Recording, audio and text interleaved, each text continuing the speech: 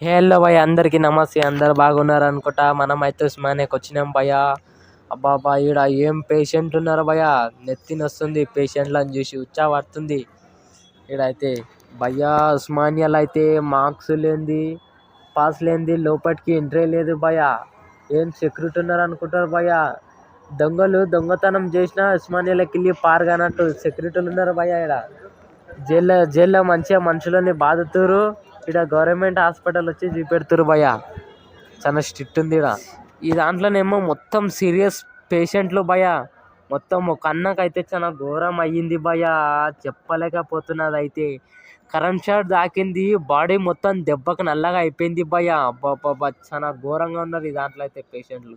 ఒకటే చెప్తున్నా దేవుడా, నా గుండెల్లో బాధ పెట్టుకుని నీ గుడికాడికి మొక్కనికి వస్తున్నా. నా బాధ అర్థమైతే ఈ హాస్పిటల్ ఉన్న మనుషులని సంతోషంగా వాళ్ళ ఇంటికి పంపి, అదే చాలు నాకు. కొన్న ఊపిరితో ఉన్నారు భయ్య ఈ దాంట్లో అయితే మనుషులు. మంచి వాళ్ళకి కష్టాలు వస్తాయి భయ్య, మొత్తం మిడిల్ క్లాసులకే వస్తాయి. ఏం బతుకులేమో మావి భయ్య. ఉస్మానియాలకి రావాలంటే ఓపిక ఉన్నోడే రావాలే భయ్య. నెక్స్ట్ వీడియోలో కలుద్దాం భయ్య. అందరికీ బాయ్.